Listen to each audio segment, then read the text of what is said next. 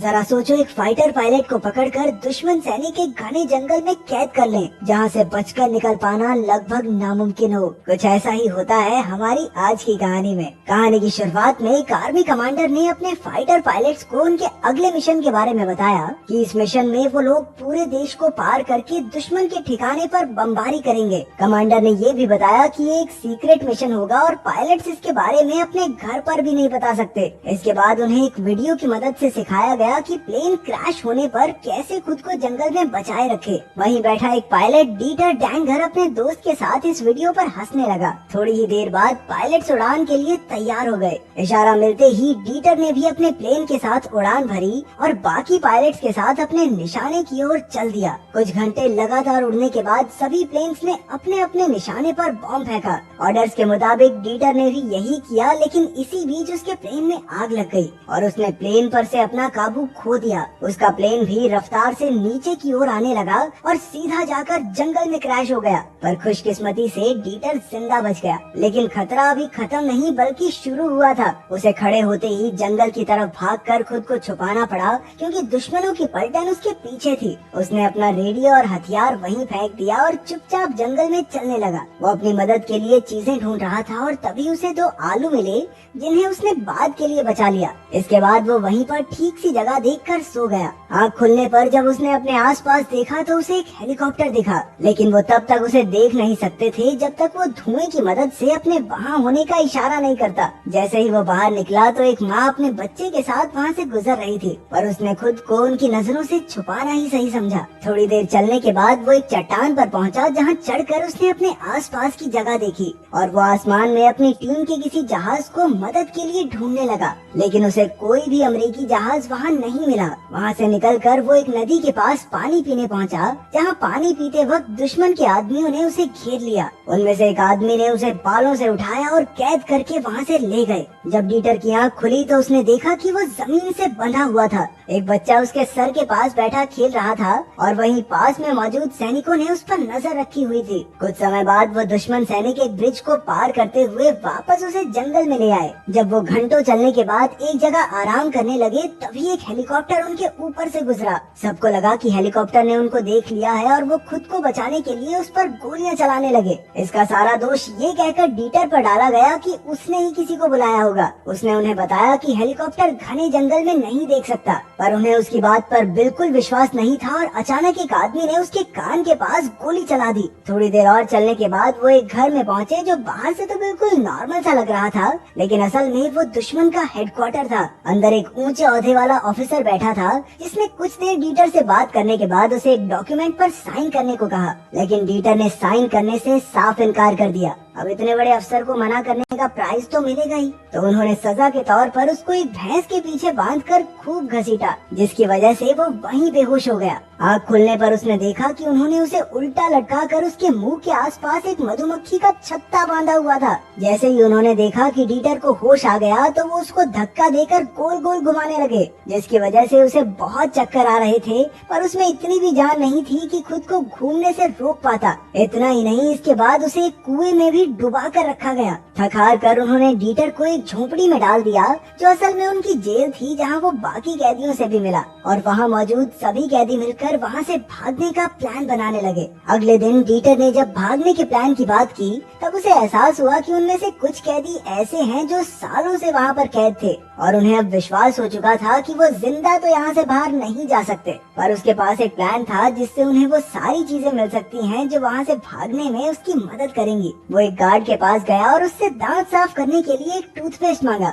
बड़ी चालाकी से बात करते करते उसने पोल में से एक कील चुरा ली। रात को उसी कील की मदद से उसने सभी कैदियों की हथकड़ियाँ खोल दी। अगली सुबह भी वो भागने का प्लान बनाने में लगे रहे, पर कुछ कैदियों को घने जंगल में भागने से बेहतर जेल में रहना लग रहा था। उसी दिन अचानक से गार्ड्स उनकी हट में आकर तलाशी करने लग गए, जिसमें उन्हें एक कांच का टुकड़ा मिला जो कि लेंस की तरह था। डीटर ने उनको समझाया कि वो इसका इस्तेमाल शेव करने के लिए करते हैं। बहुत समझाने के बाद वो सैनिक मान गए और उन्हें छोड़ दिया। बाद में वो चावल के दानों को एक एक करके इकट्ठा करने में लग गया और इन सब को उसने अपने पानी के घड़े में रख दिया। महीनों बीत गए और एक दिन सभी कैदियों ने अपने बुरे हाल के बावजूद भी डीटर का जन्मदिन मनाया और उसने वही चावल के दाने उन सब में बांट दिए। इसके बाद उसने बड़े ध्यान से निकलने का प्लान बनाया। उसने एक शीशे की मदद से अपने आसपास नजर डाली कि कहीं कोई देख तो नहीं रहा, और अपने आसपास किसी को न देखकर वो बहुत खुश हो गया। पर तभी उन्होंने गार्ड्स को वहां आते सुना और सब एकदम शांत हो गए ताकि गार्ड्स को बिल्कुल भी शक न हो। अगले दिन जब उनको खाना मिला तो वो बहुत ही कम था,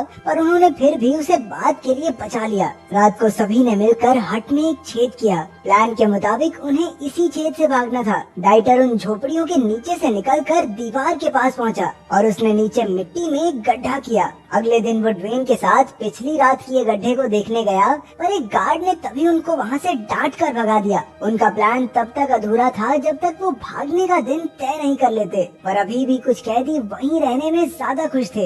एक ने तो उनको धमकी भी दे दी कि अगर वो यहाँ से भागे तो वो चिल्लाकर सबको बता देगा, पर डाइटर ने हार नहीं मानी और किसी तरह उन्हें मनाने की कोशिश करता रहा। उस रात उनमें से कोई सो नहीं पाया क्योंकि सबके दिमाग में प्लान ही चल रहा था। अगले दिन जब गार्ड्स उनकी हट में आए तभी ऊपर से एक हेलीकॉप्टर गुजरा, जिससे गुस्सा होकर उन्होंने सबकी बहुत धुनाई की और गोलियां भी चलाई। थोड़ा अत्याचार सहने के बाद किसी का भी वहां रहने का कोई मन नहीं था और सबको लगा कि भागने की कोशिश करने में ही भलाई है। सबने बैठकर ये तय किया कि सब अगले दिन भागेंगे। भागने से पहले डाइटर ने सबको वो चावल के दाने दिए जो वो इतने समय से जमा कर रहा था, ताकि रास्ते में उन्हें भूख न लगे और शरीर में जान बनी रहे। सब एक साथ वहाँ से निकले और दीवार के पास गड्ढा खोदने लगे। जैसे ही सब छुपकर निकल गए तो डाइटर वापस हथियार उठाने हट के पास गया और हथियार उठाते ही वो सीधा वहाँ पहुँचा जहाँ सारे गार्ड्स खाना खा रहे थे। गोलियों की अंधाधुंध बौछार से सभी गार्ड्स को मारने के बाद उन्होंने सारा खाना उठाया और वहाँ से भाग गए। वहाँ से निकलकर वो एक बड़ी सी गुफा के पास पहुँचे जहाँ डाइटर ने सभी लोगों को बताया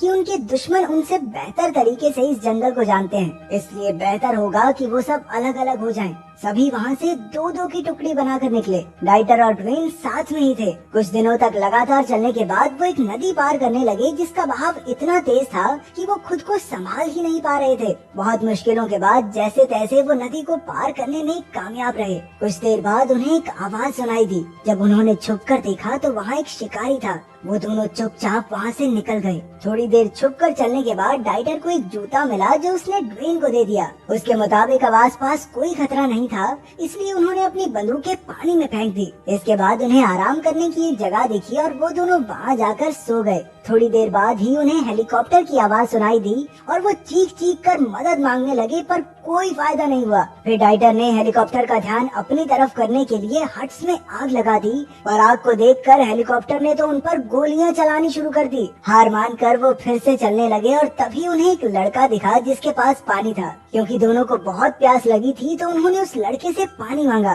पर वो लड़का उनसे डर कर अपने बस्ती वालों को बुला लाया। बस्ती वालों ने बिना कुछ सुने उन पर हमला कर दिया, जिसकी वजह से ड्वेन की मौत हो गई और डाइटर वहाँ से भाग निकला। उस रात वो सो भी नहीं पाया क्योंकि उसकी आंखों में बस ड्वेन की मौत घूम रही थी। अगले दिन झाड़ियों से छुपकर उसने कुछ हथियार बंद गार्ड्स को देखा और फिर वो उनके जाने का इंतजार करने लगा। उनके जाते ही वो उनका बचा खुचा खाना उठाने के लिए भागा। उसे इतनी भूख लग रही थी कि उसने अगले दिन एक सांप को पकड़कर उसे खाने की कोशिश की। अचानक उसे आसमान में एक हेलीकॉप्टर दिखा। उसने एक पत्ते को लहराकर उनसे मदद मांगने की कोशिश की, लेकिन अपने मन में तो वो भी उम्मीद छोड़ ही चुका था। लेकिन इस बार खुशकिस्मती से हेलीकॉप्टर ने उसे देख लिया और वो तुरंत उसकी मदद करने के लिए पहुँचे। जैसे ही उन्होंने रस्सी फेंककर डाइटर को ऊपर खींचा, तभी उनके दुश्मनों ने हेलीकॉप्टर को इतनी पास देखकर उन पर हमला बोल दिया। डाइटर किसी तरह बचकर हेलीकॉप्टर में वहाँ से निकल गया। जब उसने अपने बारे में बताया तो सभी को ये जानकर बहुत खुशी हुई कि उन्होंने एक पायलट को जिंदा बचा लिया है जो इतने समय से जेल में था। उसे बेस में लाकर अस्पताल में भर्ती कराया गया और वहीं पर सभी फौजियों ने उसका जन्मदिन भी मनाया। इसके बाद डाइटर को एक टूर पर ले जाया गया जहाँ उसे बहुत सम्मान मिला और ये सब देखकर वो बहुत खुश भी था। कुछ समय और फौज में अपनी सेवाएं देने के बाद वो रिटायर हुआ और एक सिविलियन पायलट बन गया। तो अगर आपको फौज में भर्ती होने का मौका मिले तो क्या आप अपने देश के लिए अपनी जान पर खेल जाने का जज्बा रखते हैं? कमेंट्स में जरूर बताना। मिलते हैं अगली वीडियो में।